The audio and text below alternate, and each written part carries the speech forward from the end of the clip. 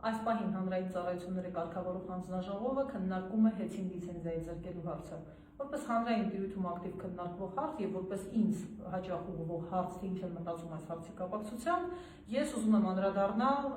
այս թեմայի որոշ ասպեկտների։ Բազմաթիվ են ասելիքներն իհարկե, բայց անհրաժեշտ է առանց էմոցիաների եւ զուտ իրավական տեսանկյունից անդրադարձ կատարել երկու հիմնահարցի։ Տեղի է ունենալու լիցենզիայի զրկում, որը կայուն դատական պրակտիկա կա, հավասարազոր է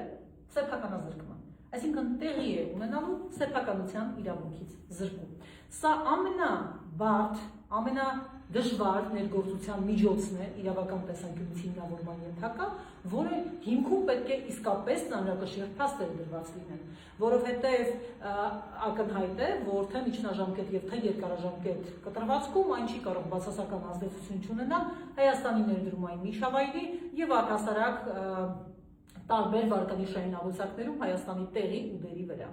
Եվ որպես սեփականազրկման հիմքում դրված փաստարկներ չափազանց կարևոր է, թե ինչ են ասում մեզ իրավասու պետական պաշտոնյաները։ Ռոմանոս Պետրոսյանը բարձրաձայնում է խախտումների մասին եւ ես չեմ ուզում դրանց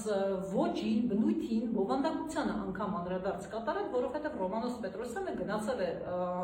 այսպես ասենք, ժամանակավոր կառավարիչ աշխատելու հենց այդ նպատակով։ Ինձ առավելապես հետաքրքիր է հանրային ծառայությունները կարգավորող հանձնաժողովի դիրքորոշումը եւ այդ դիրքորոշման հիմքում ընկած փաստարկները։ Փաստ է, որ այն ամենը, ինչ ներկայացրել է ժամանակավոր կառավարիչը, պետք է պատշաճ կերպով մոնիտորինգի ենթարկվեն, քննարկվեն,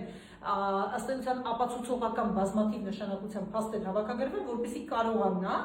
հանձնաժողովը կայացնել նման որոշում։ Ընդ որում հանձնաժողովն ինքը չգիտես ինչու ասում է, որ միայն լիցենզիայի զրկելը կփրկի։ Այ ոչ մի տուգանք, այ ոչ մի ուրիշ միջոց չի կարող արդյունավետ լինել։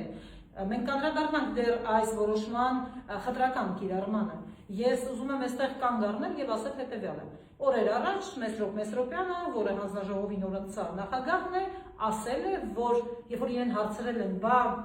ժամանակին հեծը ներկայացնում էր ֆինանսական հաշվետվություն, տեխնիկական հաշվետվություն ու երևիքը հաշվետվություններ, դուք դա ընդունել եք, նորմալ եք համարել, հաստատել եք ու շարժվել եք առաջ։ Բայց ինչու՞մն է հիմա խնդիրը, որովհետև այն, ինչ հիմա ասում է Ռոմանոս Պետրոսյանը, ըստ էության բազմաթիվ նույնական կետեր ունի նրա հետ, թե ինչ է ներկայացրել ժամանակին հեծը ու ինչ են հաստատել հանձնաժողովի անդամները։ Մեսրոպ Մեսրոպյանը ասում է հետևյալը. «Վայ, իմ հետ գործ չունեք, այդ այն ժամանակ էր, ես ինչ կապ ունեմ այս ամենի հետ»։ Այսինքն պրոբլեմը իդեպ նաև ոչ պրոֆեսիոնալ կերպով նետվում է հանձնաժողովի գործող անդամների ուսերին։ Այսօր Ռոմանոս Պետրոսյանը արդեն ավելի հեռուն է գնում եւ ասում հետեւյալը. հանձնաժողովը, նախորդ հանձնաժողովը դրսևորել է անգործություն։ Այստեղ մի պահ կանգ առնենք եւ հիշեցնենք. հանձնաժողովը նույն հանձնաժողովն է, անդամները նույն անդամներն են։ Մեսրոպ Մեսրոպյանը անդամ է եղել այդ հանձնաժողովում եւ եթե դրսևորվել է անգործություն, որը ունի տարբեր դրսևորումներ, հանցավոր անգործություն, ծառայողական քննության արդյունքում բացվող բազմաթիվ չարաշահումներ, այլ դրսևորումներ, կոռուպցիոն երանգներ եւ այլն, պետք է լիներ հանցագործության մասին հաղորդում։ Որտեղ է Մեսրոպ Մեսրոպյանի հանցագործության հաղորդումը նախորդ հանձնաժողովի գործունեության կասկածելի բնույթի վերաբերյալ։ Որտեղ է Ռոմանոս Պետրոսյանի հանցագործության մասին հաղորդումը նախորդ հանձնաժողովի անգործության մասին։ Սա այն հանձնաժողովն է, որը պետք է քվեարկի լիցենզիայի զրկելու օգտին հիշեցնում եմ։ Եվ հետևաբար սեփականազրկման հիմքում ընկած փաստարկները պետք է լինեին անխոցելի եւ իրավական պետությունում ընդհանրակարգը պահանջում է հենց իմ ասած եղանակներով այս կամ այն տեսակետի հերքում կամ հավաստում։ Հիմա անդրադառնանք երկրորդ հատվածին, խտրական մոտեցմանը։ Մեսրոպ Մեսրոպյանը ասում է, որ իրենց հանձնաժողովի համենայն դեպս նախագծում ասում են, որ դե միայն լիցենզիայի զրկելը կփրկի։ Ուրիշ ոչ մի բան չի փրկի։ Հեծի լավ աշխատանքը ուրիշ ձևով հնարավոր չի ապահովել։ Լավ, ուզում եմ հասկանամ դրամական տուգանքների մասով ինչու այդ որոշումը եւ այդպիսի դիրքորոշում չի պահպանվում մյուս ռազմավարական նշանակության ունեցող օբյեկտների հեռահաղորդակցության կամ հատկապես իմ սիրած թեմային անդրադառնանք ջրի ոլորտում։